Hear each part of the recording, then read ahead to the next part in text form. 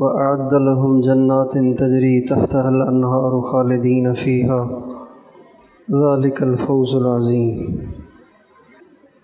امت مسلمہ آج ایک بہت بڑے نقصان میں مبتلا ہے۔ بہت ساری بیماریاں ہمیں آ گئی ہیں، لیکن ان میں سب سے بڑی بیماری یہ ہے کہ آج ہمارے دلوں میں اللہ کی طلب نہیں ہے۔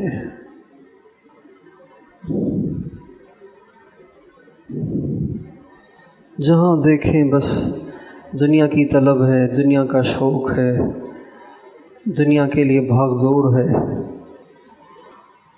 اللہ کی طلب، اللہ کی تلاش، اللہ کی جستجو، اللہ کا شوق، اللہ کی محبت، اللہ کو پانے کا جذبہ وہ اتنا نایاب ہو گیا ہے، اتنا نایاب ہو گیا ہے کہ ڈھونڈنے سے بھی نہیں ملتا۔ لاکھوں کا مجمع ہے کہ جو بظاہر دیندار ہے، لیکن بس ایک رسمی چیزیں عادت بن گئی ہیں تو کیے چلے جا رہے ہیں۔ لیکن جو ایک جذبہ ہوتا ہے، ایک شوق ہوتا ہے، ایک تڑپ ہوتی ہے، طلب ہوتی ہے، پیاس ہوتی ہے، وہ ہمارے اندر سے ختم ہو گئی ہے۔ جیسے بھوک نہ لگنا ایک بیماری ہے، پیاس نہ لگنا ایک بیماری ہے۔ حکیموں کے پاس، ڈاکٹروں کے پاس جاتے ہیں نا کہ جی بھوک ہی نہیں لگتی، سارا دن گزر جاتا ہے، چکھنے کو بھی دل نہیں کرتا۔ تو یہ ایک بیماری ہے، اس کا علاج کرنا ہوتا ہے۔ اللہ کی طلب نہ ہونا یہ ایک بیماری ہے۔ حضور اکرم صلی اللہ علیہ وسلم نے جو مجمع تیار کیا تھا، ہمارے نبی نے جو مجمع تیار کیا تھا، اس مجمع میں سے ہر ایک کے دل میں اللہ پاک کو پانے، اللہ تک پہنچنے اور اللہ کو راضی کرنے کا جنون کے درجے میں جذبہ تھا، جنون کے درجے میں۔ آپ اندازہ لگائیں نا کہ حضرت حرام ایک صحابی ہے، دشمن کے سامنے کھڑے ہوئے تھے، تو انہوں نے ایک برچھا مارا، جبار بن سلمہ نے برچھا مارا۔ برچھا ایسا لگا کہ پار نکل گیا۔ کتنا درد ہوتا ہے انسان کو جب سوئی بھی چبھے تو، کانٹا بھی چبھے تو، سبزی کاٹتے ہوئے اگر انگلی میں کٹ بھی لگ جائے تو کتنا درد ہوتا ہے۔ برچھا لگا اور پار نکل گیا اور شہید ہو گئے۔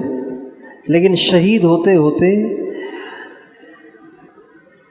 اپنے عمل پہ نادم نہیں تھے، اپنے عمل پہ ان کو افسوس نہیں تھا، بلکہ بڑی بشاشت کے ساتھ، برچھا بھی لگ گیا ہے، خون بھی جسم کا نکل گیا ہے، آنتیں بھی کٹ گئی ہیں اور برچھا پار نکل گیا ہے، لیکن پوری بشاشت سے کہہ رہے ہیں فزت واللہ، اللہ کی قسم میری مراد تو پوری ہو گئی۔ وہ کیا مراد ہے جو پوری ہو گئی؟ وہ مراد ہے اپنے محبوب کے نام پہ قربان ہو جانا، یہ مراد ہے۔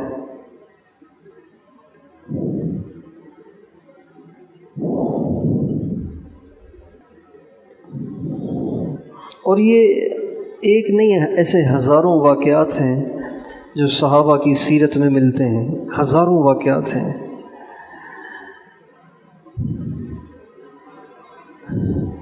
آج ہمارا جو دیندار طبقہ ہے وہ بھی اپنی ٹوٹی پھوٹی دینداری، اپنی ادھوری دینداری، اپنی ناقص دینداری پہ مطمئن ہو کر اپنے آپ کو جنت کا ٹھیکیدار سمجھتا ہے۔ ہمارے حاجی صاحب عبدالوہاب صاحب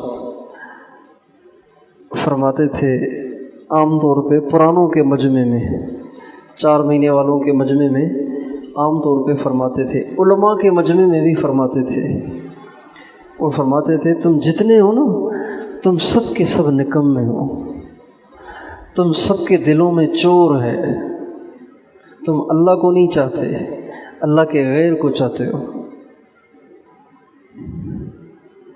آج میں اور آپ اپنا جائزہ لیں، میں اور آپ اپنا جائزہ لیں کہ ہم میں اللہ کی کتنی طلب ہے، اللہ کی کتنی تڑپ ہے، اور اللہ کو پانے کے لیے ہم کیا کچھ کرنے کے لیے تیار ہیں، اللہ کو پانے کے لیے کہاں تک جانے کے لیے تیار ہیں، کہاں تک جائیں گے ہم،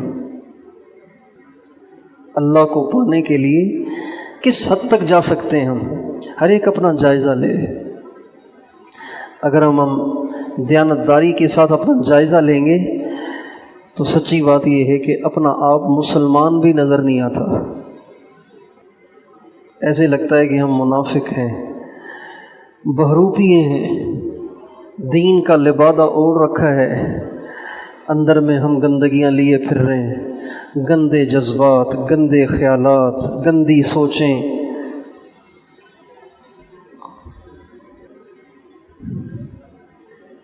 دیانتداری کے ساتھ اپنا جائزہ لینے کی ضرورت ہے۔ جب ہم دیانتداری کے ساتھ اپنا جائزہ لیں گے تو پھر ہمیں اس بات کی فکر پیدا ہوگی کہ یار میں تو بہت پیچھے ہوں، مجھے تو کچھ کرنا چاہیے۔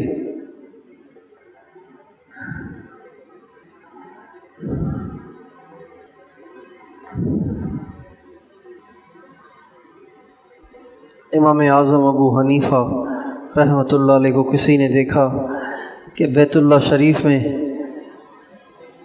مطاف میں کھڑے ہوئے ہیں اور رو رہے ہیں، بیت اللہ کے پردے سے چمٹ کے رو رہے ہیں اور کہہ رہے ہیں اے اللہ، اللہم ما عبدناک حق عبادتک وما عرفناک حق معرفتک، اے اللہ میں تیری عبادت کا حق ادا نہ کر سکا، اے اللہ میں تو تجھے پہچان بھی نہ سکا، مجھے معاف کر دے۔ تو یہ جو خانقاہی نظام ہے نا، یہ جو خانقاہی نظام ہے،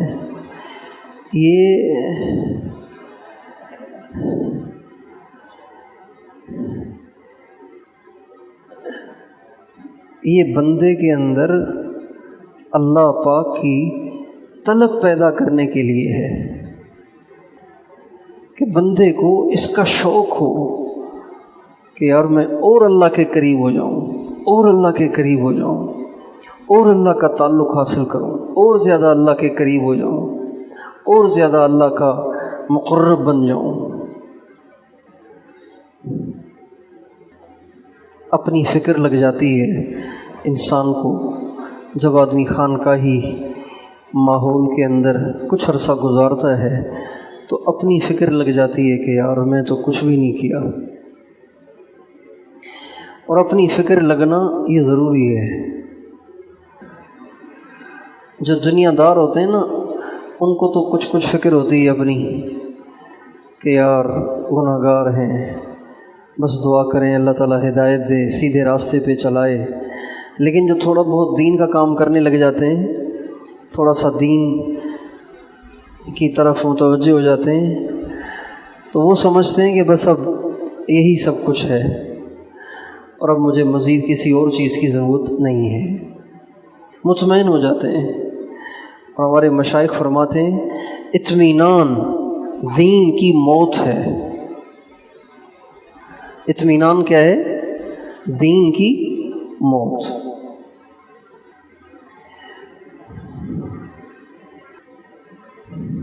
آپ دیکھیں نا کہ حضرات صحابہ کرام میں جو آگے آگے کے صحابہ ہیں ان کو دنیا سے جانے تک بھی اطمینان نہیں تھا۔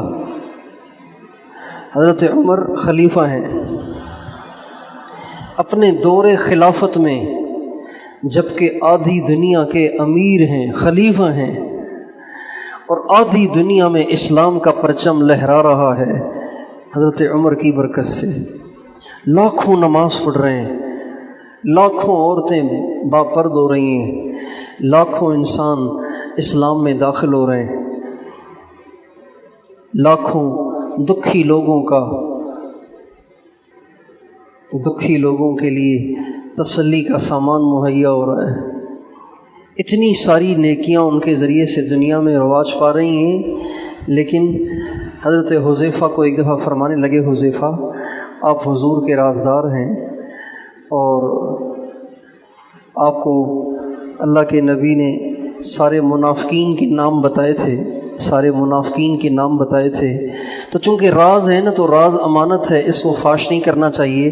تو میں آپ سے یہ نہیں کہتا کہ آپ حضور کا راز فاش کریں، مجھے صرف اتنا بتا دیں کہ ان منافقین میں میرا نام ہے کہ نہیں ہے۔ آپ اندازہ لگائیں۔ حالانکہ آپ علیہ السلام کا ارشاد ہے، سیدہ کہول اہل الجنت ابو بکر و عمر۔ ایک حدیث ہے نا، سیدہ شباب اہل الجنت الحسن والحسین، جنت کے جوانوں کے سردار امام حسن اور امام حسین ہوں گے۔ اور یہ بھی حدیث ہے، سیدہ کہول اہل الجنت ابو بکر و عمر۔ اور عجیب بات یہ کہ اس روایت کے راوی بھی حضرت علی ہیں۔ حضرت علی فرماتے ہیں کہ جنت کے ادھیڑ عمر کے لوگوں کے جو سردار ہوں گے وہ ابو بکر اور عمر ہوں گے۔ اتنی بڑی بشارت ملی ہوئی ہے، لیکن ان کو ڈر لگا ہوا ہے۔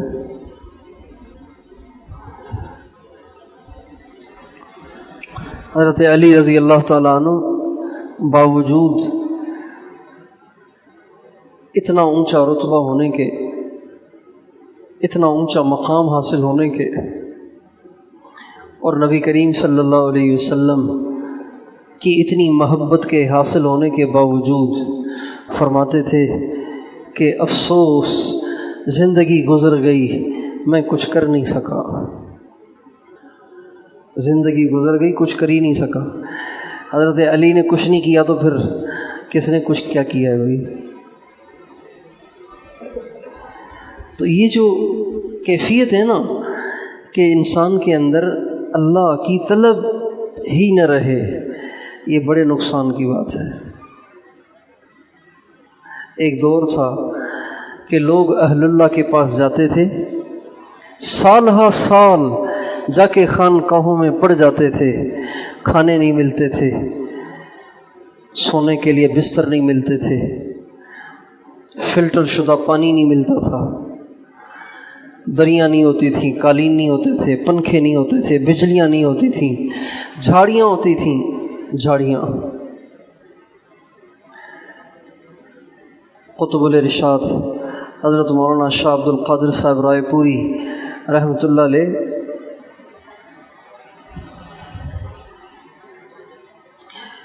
حضرت شاہ عبد القادر شاہ عبد الرحیم رائے پوری رحمۃ اللہ علیہ کی خدمت میں حاضر ہوئے۔ اللہ کی طلب تھی تو بہت سارے بزرگوں کے پاس گئے، پتہ نہیں کن کن بزرگوں کی زیارت کی۔ پوچھو کیا کہہ رہے ہیں؟ گھومتے گھومتے بزرگوں سے ملتے ملتے ملتے ملتے کہیں دل ٹھکا نہیں، اور پھرتے پھراتے حضرت شاہ عبد الرحیم رائے پوری رحمۃ اللہ علیہ سے ملاقات ہو گئی۔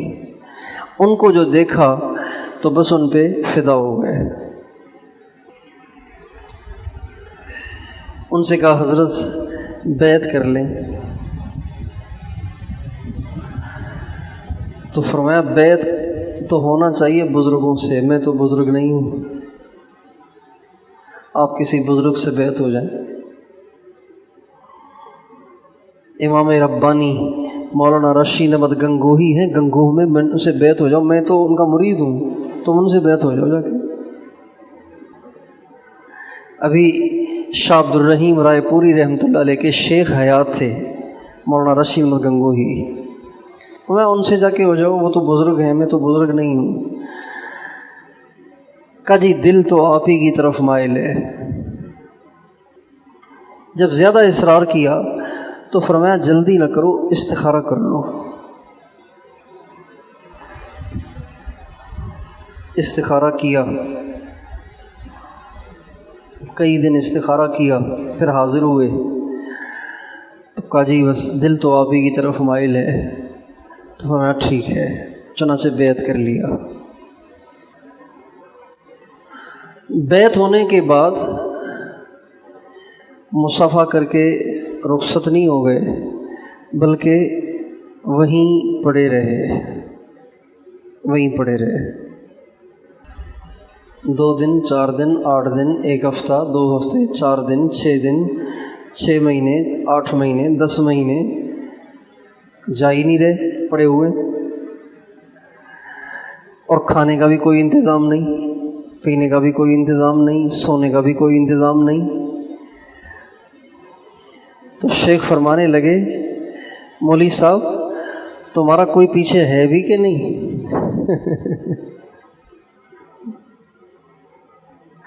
تمہارا پیچھے کوئی ہے بھی کہ نہیں؟ کہنے لگے حضرت ماں بھی ہے، باپ بھی ہے، بیوی بھی ہے، بچے بھی ہیں، سب کچھ ہے، بھائی بھی ہیں، بہنیں بھی ہیں، سب کچھ ہے۔ ان کا اچھا چلو۔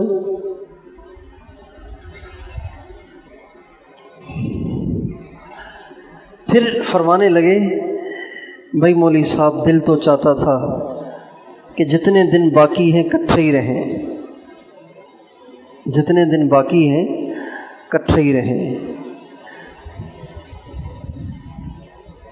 تو کہا حضرت میری بھی عین یہی آرزو ہے۔ فرمانے لگے مگر یہ کیسے ہو سکتا ہے، تمہاری تو ماں بھی ہے، باپ بھی ہے، بیوی بھی ہے، بچے بھی ہیں، بھائی بھی ہیں، بہن بھی ہیں۔ تو کہا حضرت آپ مجھے ایسے سمجھیں جیسے میرا کوئی نہیں ہے، نہ میری ماں ہے، نہ میرا باپ ہے، نہ میری بیوی ہے، نہ میرے بچے ہیں، نہ میرے بھائی ہیں، نہ میرا کوئی نہیں ہے، بس آپ یہ سمجھیں۔ چنانچہ 20 برس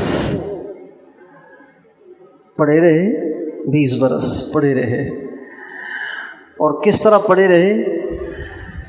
فرمانے لگے کہ سردی کے زمانے میں بہت سردی پڑتی تھی، تو میرے پاس کچھ تھا نہیں، نہ بستر تھا، نہ کچھ تھا، نہ حضرت کے پاس تھا۔ ایک دفعہ دیکھا کہ ایک شخص گھر سے باہر نکلا اور ایک موٹی چادر اس نے پھینک دی جا کے کچرے کے ڈھیر پہ، تو میں بھاگ کے گیا اور جا کے اس کو اٹھا لیا، اور میں نے اس شخص سے پوچھا آپ کے تو کسی کام کی نہیں ہے؟ کہ میرے کام کی نہیں، تبھی تو پھینک رہا ہوں۔ ٹھیک ہے۔ فرماتے ہیں وہ کمبل میں نے اٹھایا اور 15 سال میں نے اس میں گزار دیے، اور روٹی نہیں ملتی تھی، سالن نہیں ملتا تھا، چونکہ ان کے جو شیخ تھے شاہ عبد الرحیم رائے پوری، وہ بہت چوٹی کے اللہ والے تھے، صاحب کرامت تھے۔ وہ نہ کھاتے تھے نہ پیتے تھے، 24 گھنٹے میں ایک چائے کی پیالی پیتے تھے، بسکٹ بھی کچھ نہیں۔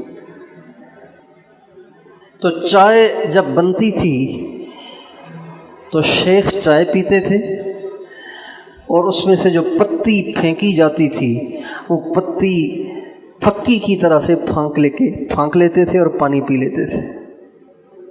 کتنے برس؟ 20 برس پتی کو پھانک لیتے تھے، اوپر پانی پی لیتے تھے۔ اس کا نتیجہ یہ ہوا کہ اللہ تعالیٰ نے امیر شریعت شاہ سید عطا اللہ شاہ بخاری رحمۃ اللہ علیہ جیسے مرید دے دیے۔ سید عطا اللہ شاہ بخاری رحمۃ اللہ علیہ انہی کے مرید تھے، خلیفہ بھی تھے، مرید بھی تھے۔ اللہ نے ایسے مرید دے دیے، اور عبد الوہاب صاحب جیسے مرید دے دیے۔ حاجی عبدالوہاب صاحب انہی کے مرید تھے، اور اپنے شیخ سے عقیدت کا عالم یہ تھا، لوگ ان کو صرف ایک خالص تبلیغی سمجھتے ہیں، وہ خالص تبلیغی نہیں تھے، وہ بہت کچھ تھے۔ اللہ نے ان میں بڑی جامعیت رکھی تھی، وہ مدارس کے شیدائی تھے، علماء کے شیدائی تھے، مشائخ کے عاشق تھے، اللہ کے عشق میں جیسے مست تھے، اور اپنے شیخ کی محبت میں فنا تھے۔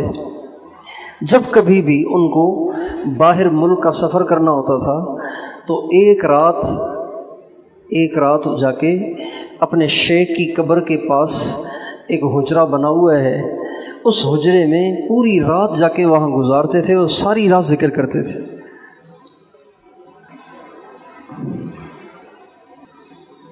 جب تک حاجی صاحب حیات تھے تب تک وہ کمرہ باقی تھا، اور حاجی صاحب کے نام سے ہی باقی تھا۔ اب تو وہ اس کو مدرسہ بنا دیا ہے حاجی صاحب کے جانے کے بعد۔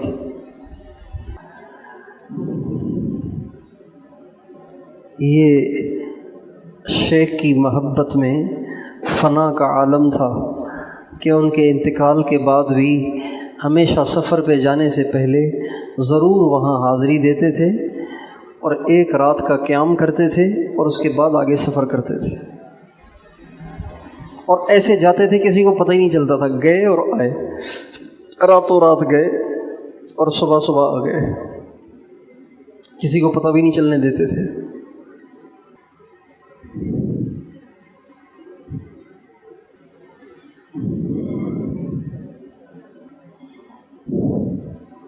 شاہ عبد القادر رائے پوری رحمۃ اللہ علیہ، حکیم الامہ مجدد الملہ، حضرت مولانا اشرف علی صاحب تھانوی رحمۃ اللہ علیہ سے ملنے کے لیے آئے۔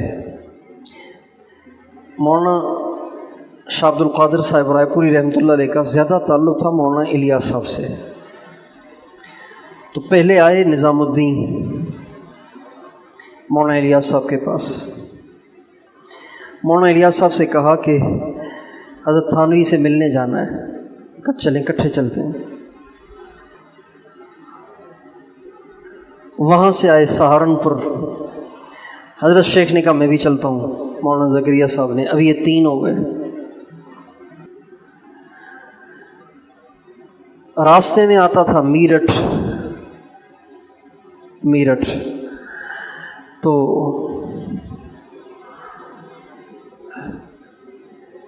مولانا الیاس صاحب نے فرمایا کہ میرٹھ سے ہو کے چلتے ہیں۔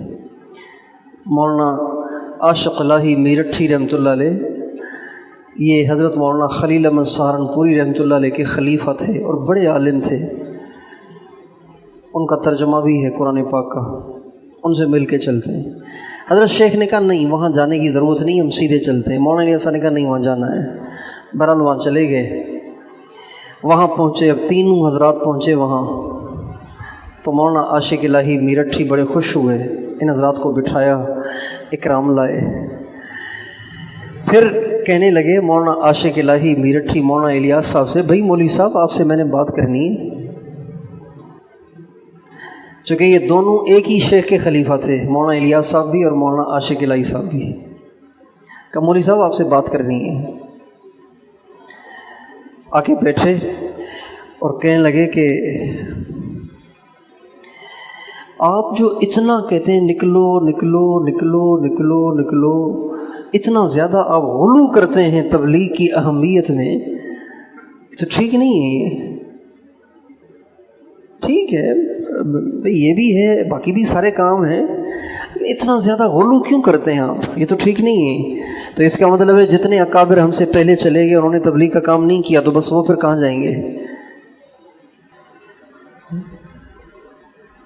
جب انہوں نے یوں کہا تو مولانا الیاس صاحب کو غصہ آ گیا۔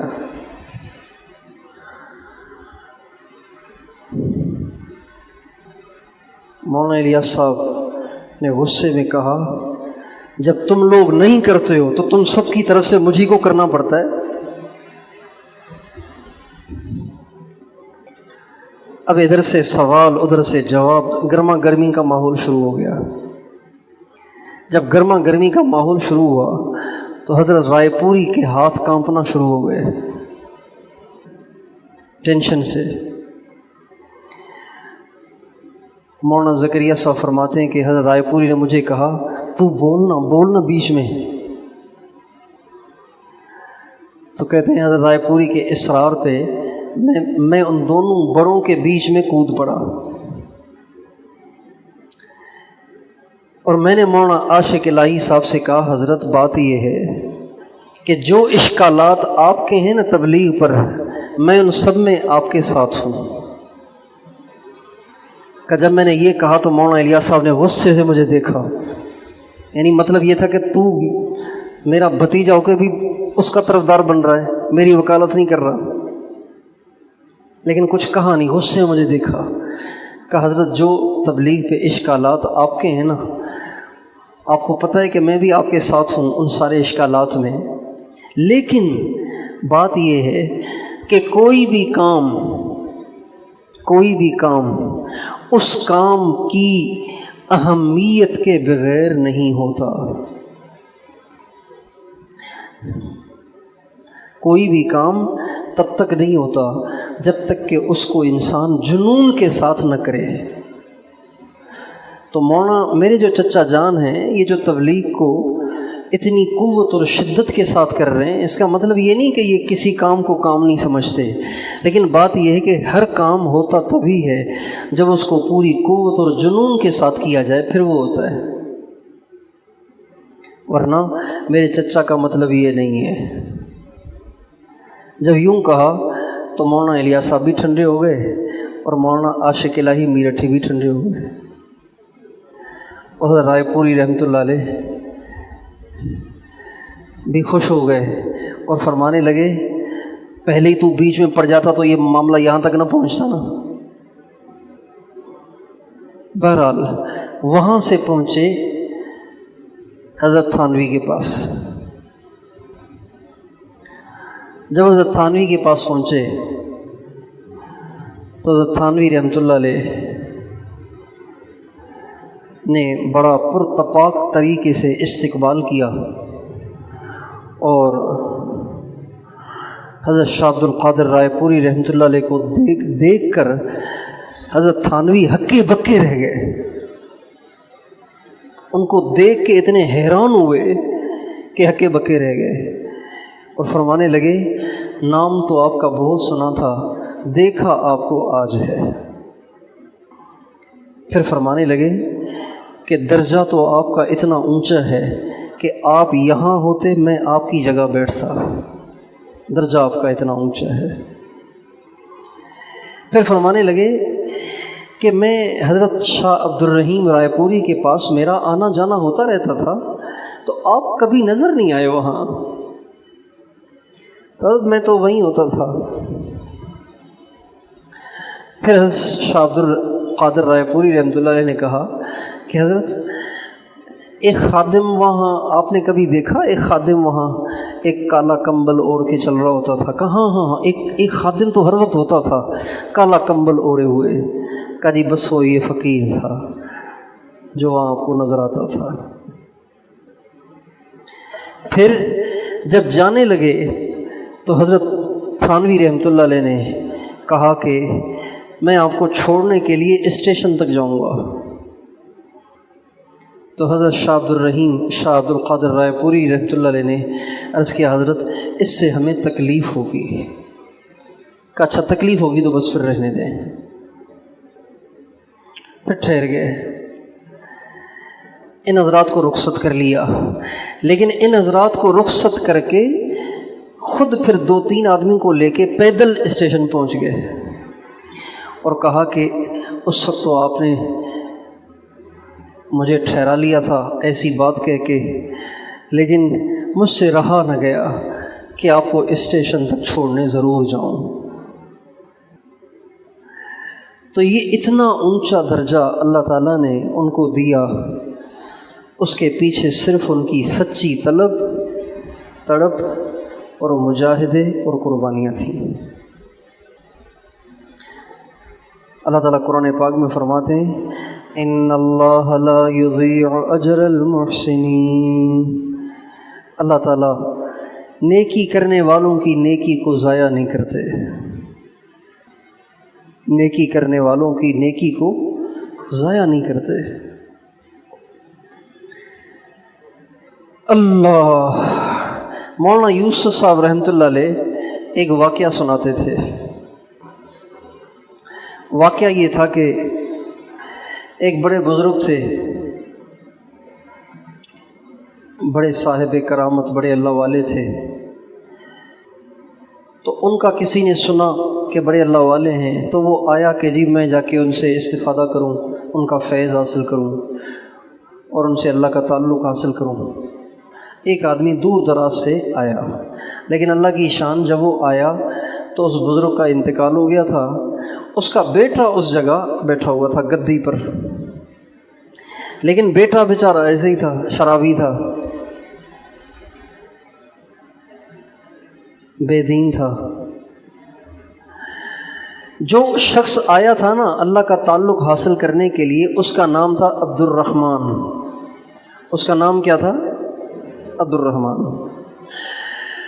اچھا، یہ جو صاحبزادے تھے جو بیچارے فسق و فجور میں مبتلا تھے، اس کا ایک خادم تھا، نوکر تھا، اس کا نام بھی تھا عبد الرحمن۔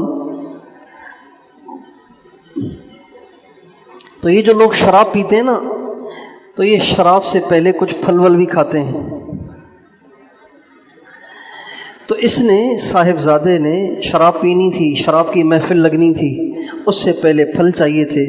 تو اپنے نوکر عبد الرحمن سے کہا کہ جاؤ جا کے پھل لے آؤ۔ وہ پھل لینے گیا۔ اب وہ پھل لینے گیا ہوا تھا، وہ جو اللہ کا نام سیکھنے کے لیے، اللہ کا تعلق حاصل کرنے کے لیے آیا تھا، اس کا نام بھی عبد الرحمن تھا۔ اس نے دروازہ کھٹکھٹایا۔ جب اس نے دروازہ کھٹکھٹایا نا، تو صاحبزادے نے کہا عبد الرحمن بہت دیر کر دی۔ باہر والے نے کہا اف، کیا چوٹی کا اللہ والا ہے، نام بھی پتہ چل گیا اس کو میرا۔ عبد الرحمن دیر کر دی، کہا حضرت بس، تاخیر کی معافی، اب میں اپنے آپ کو پیش کرتا ہوں، مجھے اللہ کا نام سکھا دیں۔ دروازہ کھولا تو وہ صاحبزادہ بھی حیران، پریشانی ہے کون ہے، بہرحال بات کو چھپا گئے۔ صاحبزادے تھے، چالاک تھے۔ کیسے آئے؟ کہا جی آپ کو تو سب پتہ ہی ہے کیسے آیا ہوں۔ کہا پھر بھی بتانا پڑے گا، پھر بھی بتانا پڑے گا۔ کہا بس اللہ کا نام چاہتا ہوں۔ کہا جاؤ ہمارا فلاں باغ ہے، جا کے اس کی خدمت کرو۔ چلو، ہمارا ایک باغ ہے، جاؤ جا کے اس میں خدمت کرو۔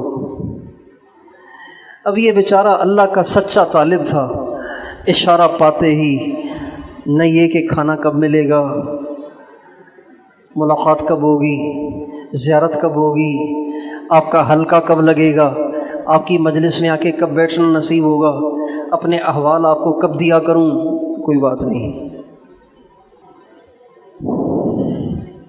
جاؤ جا کے ہمارے فلاں باغ کی خدمت کرو۔ حاضر اٹھا اور سیدھا باغ میں کسی اٹھائی اور لگ گیا کام میں۔ سارا دن کام کرتا، رات کو وہیں لیٹ جاتا بیچارہ، رات کو وہیں لیٹ جاتا۔ بات سمجھ میں آ رہی ہے کہ نہیں آ رہی؟ اب یہ بیچارہ شراب، ناچ گانا، شراب، بس یہی اس کی زندگی تھی۔ 12 برس گزر گئے۔ کتنے برس؟ 12 برس گزر گئے باغ کی خدمت کرتے کرتے عبد الرحمن کو۔ اللہ کی شان، اللہ تعالیٰ کو اس شخص کا خلوص اور اس کی قربانی اور اس کی تڑپ اور طلب اتنی پسند آئی کہ 12 برس مکمل ہونے پر دنیا کا ایک ابدال فوت ہونے لگا۔ تو یہ جو ابدال ہوتے ہیں نا، جب یہ فوت ہوتے ہیں تو ان کی جو نسبت ہے نا، نسبت وہ اللہ تعالیٰ منتقل کر دیتا ہے دوسرے بزرگوں میں، یعنی نیچے والے کا پروموشن ہو جاتا ہے، وہ چلا جاتا ہے، اس کا پروموشن ہو جاتا ہے۔ جیسے ایک افسر ریٹائرڈ ہوتا ہے تو اس کی جگہ نیچے والا پروموشن ہو کر وہاں آ جاتا ہے۔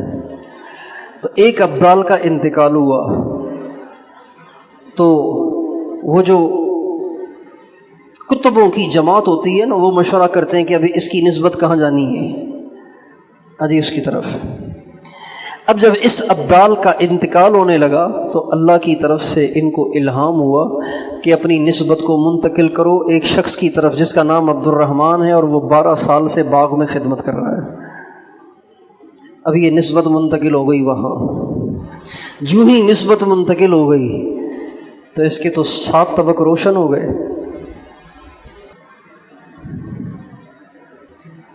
ابدال بن گیا، باغ کی خدمت کرتے کرتے ابدال بن گیا۔ جب نسبت منتقل ہوئی نا تو کہنے لگے واہ میرے شیخ کے کیا کہنے ہیں، 12 سال میں مجھے ابدال بنا دیا۔ تو جس نے اپنے باغ کے مالی کو ابدال بنا دیا ہے وہ کہاں پہنچا ہوا ہوگا۔ چنانچہ کہنے لگے، دل میں کہنے لگے چلو آج مراقبہ کر کے اپنے شیخ کا رتبہ تو دیکھوں کہ کہاں پہنچا ہوا ہے۔ بیٹھ گئے۔ اب ابدال بن گئے ہیں، 7 طبق روشن ہو گئے ہیں۔ آنکھیں بند کر کے جو بیٹھے تو پہلے آسمان پہ ڈھونڈ رہے ہیں، دوسرے پہ ڈھونڈ رہے ہیں، تیسرے پہ ڈھونڈ رہے ہیں، چوتھے پہ ڈھونڈ رہے ہیں، 5ویں پہ، 6ویں، 7ویں پہ ڈھونڈ رہے ہیں، شیخ کا کہیں عطا پتہ ہی نہیں۔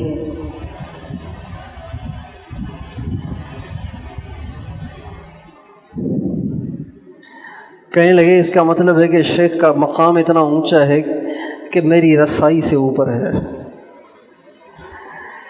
تو عاجز آ کے کہنے لگے 12 برس سے تو شیخ کے پاس گیا نہیں، آج تو چلا ہی جاؤں، شکریہ بھی ادا کر لوں کہ حضرت آپ نے ہمیں فیض دیا ہے، آپ کی مہربانی، اور جا کے پوچھ بھی لوں کہ آپ کا درجہ ہے کیا۔ چنانچہ حاضر ہوئے، کہنے لگے حضرت بس شکریہ ادا کرنے آیا ہوں کہ آپ نے ہمیں فیض دیا ہے۔ کہنے لگے کون سا فیض؟ کہنے لگے آپ نے مجھے کہا تھا نا 12 سال پہلے کہ جا کے باقی خدمت کرو، تو میں کرتا تھا۔ کہا اچھا پتہ نہیں۔ کہنے لگے بس حضرت آپ تو اللہ میں مستغرق رہتے ہیں، آپ کو تو پتہ بھی نہیں ہوتا دنیا میں کیا ہو رہا ہے۔ بس مجھے ایک بات تھوڑی سی سمجھا دیں کہ آپ کا درجہ ہے کہاں؟ آپ کی برکت سے مجھے تو اللہ نے بنا دیا ابدال، میں نے تو بہت ڈھونڈا ہے آپ کا درجہ لیکن مجھے مل ہی نہیں رہا، آپ بتائیں آپ ہیں کہاں، کس رتبے پہ پہنچے ہوئے ہیں آپ؟ تو وہ جو صاحب زادہ تھے وہ رونے لگے اور بہت روئے، زارو قطار روئے۔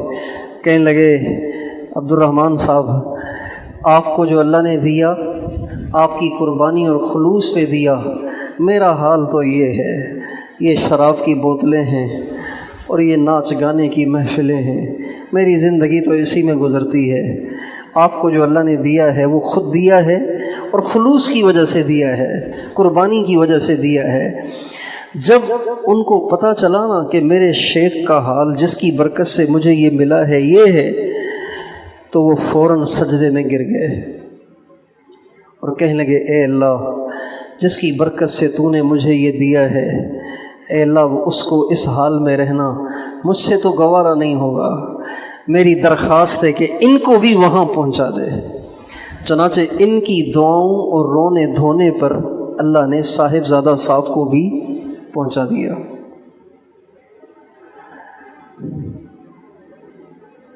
یہ مولانا یوسف صاحب واقعہ سناتے تھے۔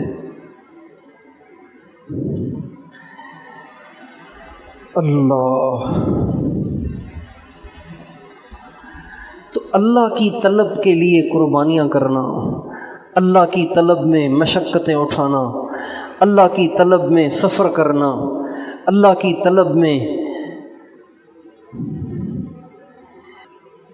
اپنے آپ کو فارغ کرنا، اوقات نکالنا، اس کا آج ماحول نہیں ہے، رواج نہیں رہا اس کا۔ آپ چلے جائیں خانقاہیں تو پاکستان میں رہی نہیں ہیں، کوئی گنی چنی خانقاہیں ہیں، انگلیوں پہ بھی گنی جا سکتی ہیں، اور اگر ہیں بھی تو وہاں ہے ہی نہیں کوئی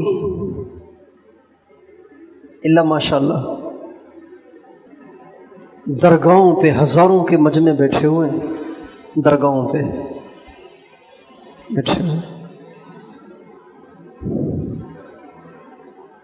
بازار بھرے پڑے ہیں، بس اڈے بھرے پڑے ہیں، یتیم خانے بھرے پڑے ہیں، برائی کے اڈے بھرے پڑے ہیں، لیکن اللہ کی طلب میں آ کر خانقاہوں میں پڑ جانے والے ڈھونڈنے سے بھی نہیں ملتے۔ یہ بہت بڑا خسارہ اور بہت بڑا گھاٹا ہے، بہت بڑا نقصان ہے۔ ہمیں اللہ پاک سے اس کو مانگنا چاہیے کہ اے اللہ مجھے اپنی طلب عطا فرما۔ بھوک نہیں لگ رہی نا، بھوک ہو تو آدمی کھانا کہیں نہ کہیں سے کھا ہی لیتا ہے، پیاس لگتی ہے تو آدمی پانی کہیں نہ کہیں سے پی ہی لیتا ہے۔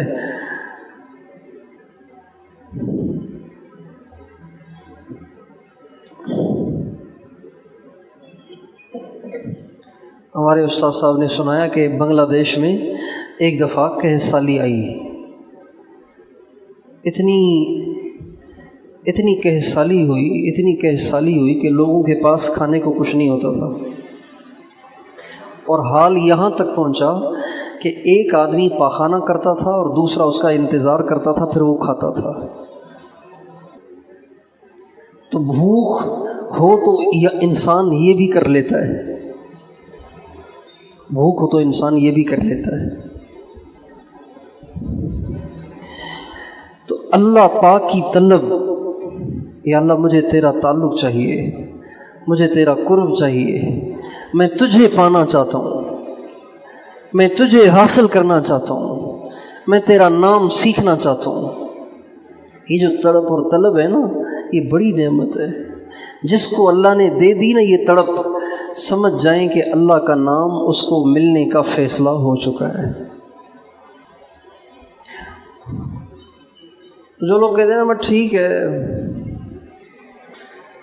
اتنے میسیج آتے ہیں اسی ایک مضمون کے اتنے میسیج آتے ہیں کہ طبیعت پریشان ہو جاتی ہے کہ جی الحمدللہ نماز تو چل رہی ہے، کبھی کبھی فجر چلی جاتی ہے اور درود شریف بھی چلتے پھرتے ہو جاتا ہے، مراقبہ نہیں ہوتا اور نظر کی حفاظت بھی نہیں ہے۔ اتنے میسیج آتے ہیں اس عنوان سے کہ آدمی مایوس ہو جاتا ہے۔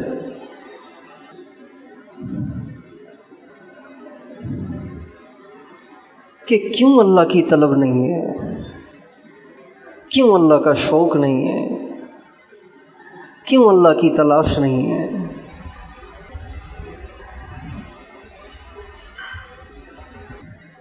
اللہ کی جستجو کیوں نہیں ہے؟ ایک آدمی کی نیند پوری ہے، کھانا پورا ہے، سب کچھ پورا ہے، صرف مراقبہ پورا نہیں ہے، صرف ذکر پورا نہیں ہے۔ اس کا کیا مطلب ہے؟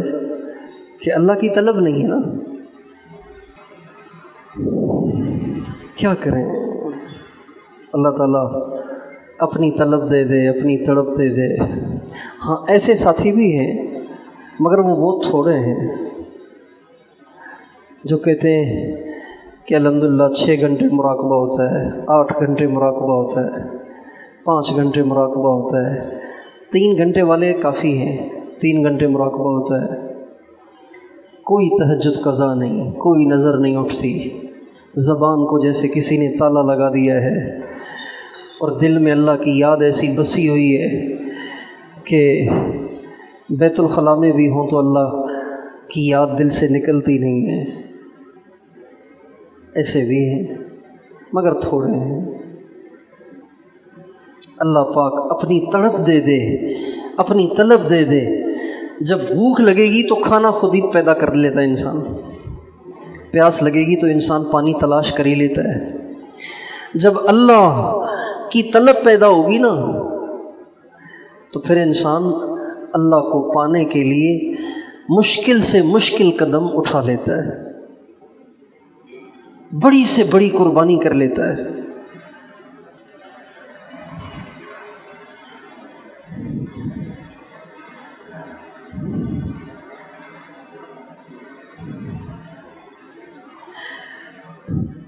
تو اس کے لیے ہمیں 3 کام کرنے پڑیں گے۔ کتنے کام؟ 1 تو ہم خانقاہی ماحول کے لیے کچھ اوقات فارغ کریں، خانقاہی ماحول کے لیے کچھ اوقات فارغ کریں۔ دوسری چیز، رو رو کے اللہ سے اس کو مانگنا ہوگا، یا اللہ مجھے کیا ہو گیا ہے، مجھ میں تیری طلب کیوں نہیں ہے، میں کیوں اتنا بد دل ہو گیا ہوں، کیوں اتنا پتھر دل ہو گیا ہوں، کیوں اتنا بے طلب ہو گیا ہوں، مجھے کیا ہو گیا ہے۔ رو رو کے اللہ سے مانگنا ہوگا۔ یہ 2 کام۔ تیسرا کام، نہ چاہتے ہوئے بھی بتکلف اعمال کی پابندی کرنی ہوگی۔ شروع میں اعمال ہوں گے بتکلف، زبردستی، پھر کرتے کرتے یہ اعمال آپ کی غذا بن جائیں گے۔ آپ کو مزہ نہیں آئے گا جب تک آپ کے اعمال پورے نہ ہوں۔ آپ کا دل کرے گا بس لوگ ادھر ادھر ہوں تاکہ میں کچھ دیر بیٹھ کے اللہ کو یاد کروں۔ دل ڈھونڈتا ہے پھر وہی فرصت کے رات دن، بیٹھے رہیں تصور جانا کیے ہوئے۔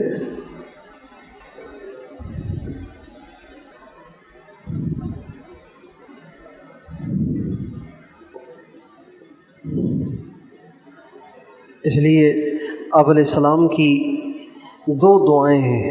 ایک ہے اللہم انی اسألک حبک وحب من یحبک والعمل الذی یبلغنی حبک۔ ایک دعا تو یہ ہے، اس سے آگے بھی ایک جملہ ہے اللہم اجعل حبک احب الاشیاء الی۔ اے اللہ دنیا میں سب سے زیادہ مجھے اپنی محبت کی طلب دے دے، مجھے پانی کی بھی اتنی طلب نہ رہے، کھانے کی بھی اتنی طلب نہ رہے، آرام کی اتنی طلب نہ رہے، بیوی بچوں کی اتنی طلب نہ رہے جتنی میرے دل میں تیری طلب ہو۔ اللہم اجعل حبک احب الی من نفسی واہلی ومن الماء البارد۔ اے اللہ مجھے ٹھنڈے پانی کی جتنی طلب ہوتی ہے نا گرمی میں، اس سے زیادہ مجھے اپنی طلب دے دے۔ تو یہ 3 کام کریں، یہ ہماری اس بیماری کا علاج ہے۔ ایک تو ہم کچھ وقت خانقاہی ماحول کے لیے فارغ کریں۔ دوسرا کام، رو رو کے اللہ سے اپنی بے دلی اور بددلی کی شکایت کر کے اللہ سے اللہ کی طلب کو مانگیں، اللہ سے اللہ کی طلب کو مانگیں۔ یا اللہ مجھے بھوک نہیں ہے، مجھے بھوک دے دے، مجھے تیری پیاس نہیں ہے، مجھے اپنی پیاس دے دے، مجھے تیری تلاش نہیں ہے، مجھے اپنی تلاش دے دے۔ اور تیسرا یہ ہے کہ جو سلوک کے اعمال ہیں اس کو نہ چاہتے ہوئے بھی زبردستی کریں۔ اب یہ جو ہم یہاں 1.5 دن رہیں گے نا، اب سے لے کے منگل کی صبح تک، تو اس میں یہ آسان ہے، اس بات کو قابو میں لانا آسان ہے چونکہ یہاں ماحول ہے، اس کو قابو میں لانا آپ کے لیے آسان ہوگا۔ تو آپ سارے بھائیوں سے درخواست ہے کہ اس کی کوشش کریں کہ یہاں رہتے ہوئے آپس میں کوئی بھی کسی سے بھی کوئی بات چیت نہ کرے۔ ہر لائن کا الگ ماحول ہوتا ہے۔ تبلیغی ماحول میں دعوت کا غلبہ ہوتا ہے اختلاط، ہر ایک اختلاط، جہاں 2 بیٹھے ہیں آپس میں بات کر رہے ہیں۔ خانقاہی ماحول میں سناٹے کا غلبہ ہوتا ہے، خانقاہی ماحول کا خاصہ ہے سناٹا، ایسے جیسے قبرستان میں آ گئے ہیں۔ ہمارے حضرت شیخ الحدیث مولانا محمد زکریا صاحب رحمۃ اللہ علیہ کے پاس جب سالکین جاتے تھے خانقاہ میں وقت گزارنے کے لیے تو حضرت فرماتے تھے میرے پاس جب آؤ تو چاہے سارا دن سوتے رہو، صرف بات نہ کرو، پابندی ہے یہاں بات کرنے پہ۔ پھر حضرت فرماتے تھے، حضرت مولانا زکریا صاحب فرماتے تھے جب میں چھوٹا تھا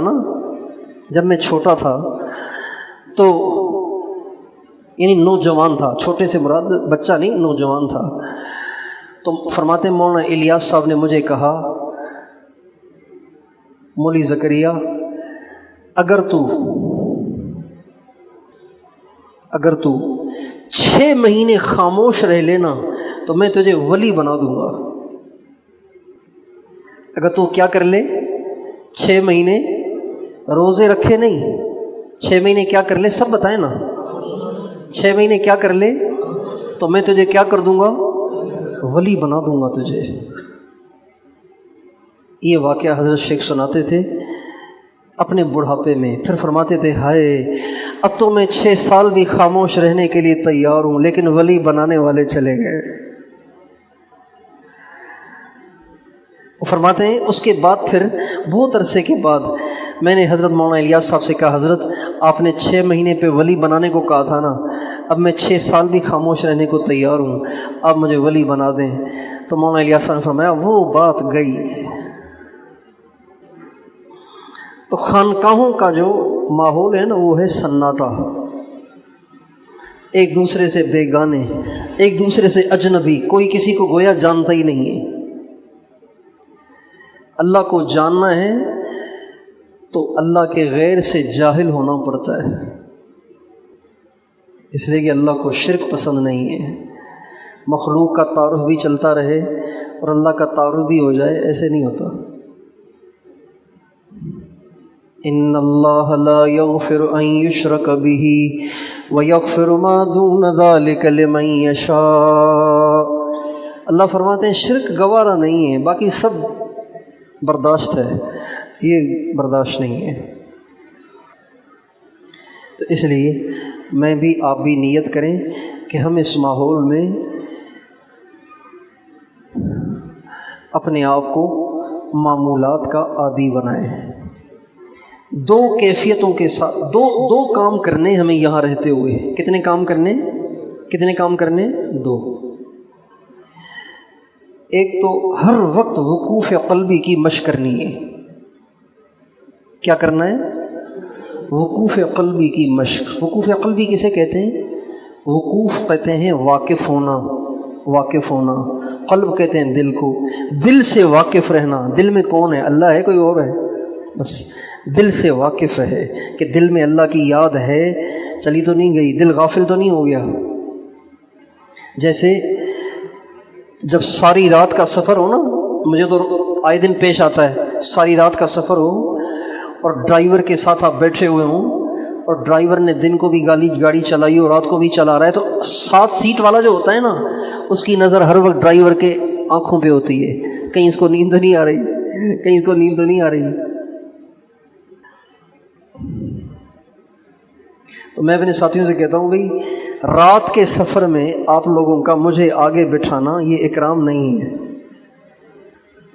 کہتے ہیں حضرت آپ آگے بیٹھیں، مطلب رات کو آگے بٹھانا اکرام نہیں ہے۔ رات کو آگے بٹھانا اس کا مطلب ہے آپ پہرے دار ہیں، ہم سوتے ہیں۔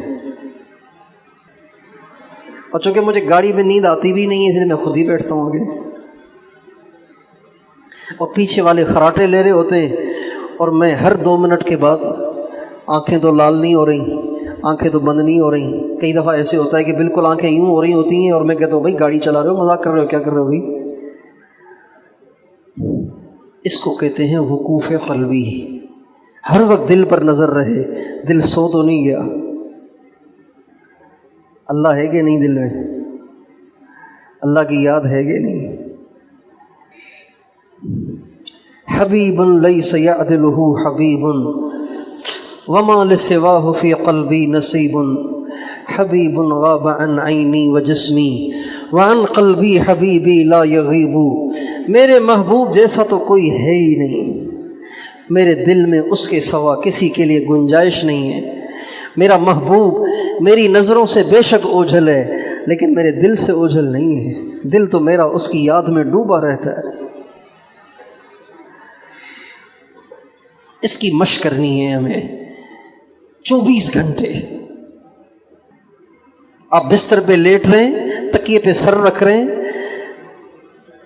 تو آپ کا دھیان ادھر ہو، ادھر دل جاگ رہا ہے کہ سو گیا ہے۔ مثال دی نا میں نے کہ وہ ڈرائیور پہ نظر ہے، بھائی سو تو نہیں گیا کہیں۔ ہر وقت دل پہ نظر رکھنا، اس کی ہمیں مشق کرنی ہے یہاں پہ۔ اس کو کہتے ہیں وقوف قلبی،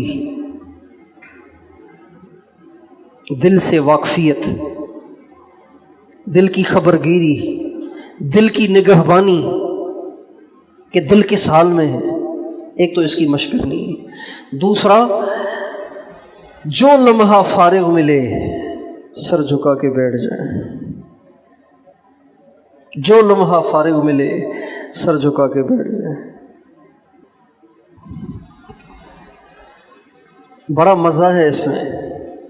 چند دن تھوڑا سا پھیکا پھیکا لگے گا، چند دن نہیں، چند دفعہ پھیکا پھیکا لگے گا، ایک دن میں ہی مزہ آ جاتا ہے۔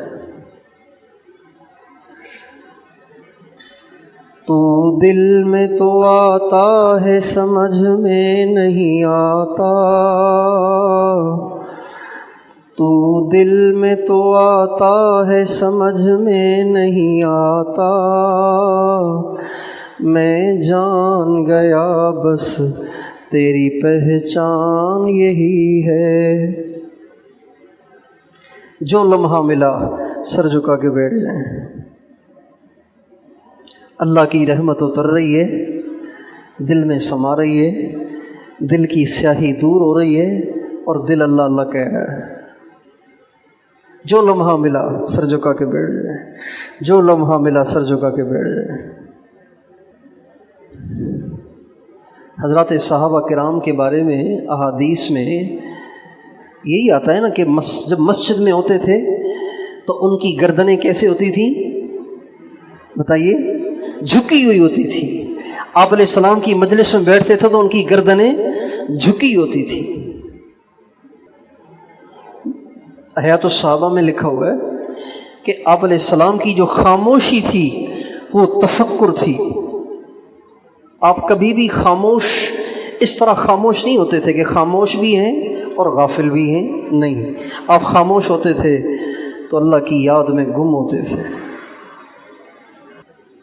اس کی مشق کرنی ہے، ان دو چیزوں کی مشق کرنی ہے، اور یہ اسی ماحول میں ہو سکتی ہے، گھر جا کے نہیں ہو سکتی، دکان پہ بھی نہیں ہو سکتی۔ تو اس طرح اپنے اوقات کو گزاریں گے انشاءاللہ، ٹھیک ہے نا انشاءاللہ۔ ایک وقوف قلبی اور ایک ہر وقت، ہر لمحے جو ہی وقت ملا آنکھیں بند کر کے مراقبے میں بیٹھ جائیں، اللہ کی یاد میں بیٹھ جائیں۔ اللہ تعالیٰ فرماتے ہیں اے ایمان والو، تمہارے مال، تمہاری اولادیں تمہیں اللہ کی یاد سے غافل نہ کریں۔ اگر کسی نے یہ کام کر لیا تو وہ بڑے خسارے والا ہے۔ قرآن کی آیت ہے یہ۔ یعنی گھر میں بھی ہوں تو ہمارا جسم گھر میں ہو لیکن دل اللہ کے پاس ہو، دکان پہ بھی ہوں تو جسم ہمارا دکان پر ہو لیکن دل اللہ کے پاس ہو۔ رجال لا تلہیہم تجارت ولا بیع عن ذکر اللہ۔ اس کی مشق کر کے جائیں گے تو وہاں بھی پھر ایسے ہی رہیں گے۔ اس وقت اس طرف توجہ نہیں ہے، صرف ظاہری اعمال کی طرف توجہ ہے، اور ظاہری اعمال اگر اللہ کی یاد کے بغیر ہوں تو بے جان ہے۔ اس لیے ہمیں اس پر بھی محنت کرنی ہے، کوشش کرنی ہے، توجہ دینی ہے کہ ہمیں ہر وقت ہمارے مولانا جمشید صاحب نور اللہ مرقدہ، اللہ کی ان پہ کروڑوں رحمتیں ہوں، اللہ تعالیٰ نے ان کو اس کا ملکہ دیا تھا، ملکہ۔ وہ خود فرماتے تھے اللہ کا شکر ہے کسی وقت میرا دل غافل نہیں ہوتا۔ اور حائی صاحب بھی فرماتے تھے ان کے بارے میں،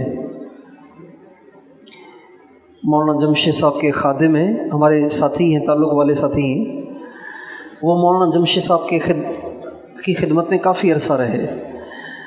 تو حائی صاحب سے ان کی ملاقات ہوئی تو حائی صاحب نے فرمایا کہ تم لوگوں کو پکڑ پکڑ کے مولوی جمشید کے پاس لے جایا کرو اور ان سے امت کے لیے دعائیں کرایا کرو، اس لیے کہ ان کا بال بال اللہ کا ذکر کرتا ہے، ان کا بال بال اللہ کا ذکر کرتا ہے۔ اور ہم خود دیکھتے تھے، میرا چونکہ بستر مولانا کے بالکل قدموں میں تھا، بالکل متصل قدموں میں، تو بہت دفعہ دن میں کئی دفعہ ہم دیکھتے تھے مولانا یوں بیٹھتے تھے، یوں اور یوں، زبان سے کچھ بھی نہیں پڑھ رہے ہوتے تھے، لمبا بیٹھے ہوتے تھے،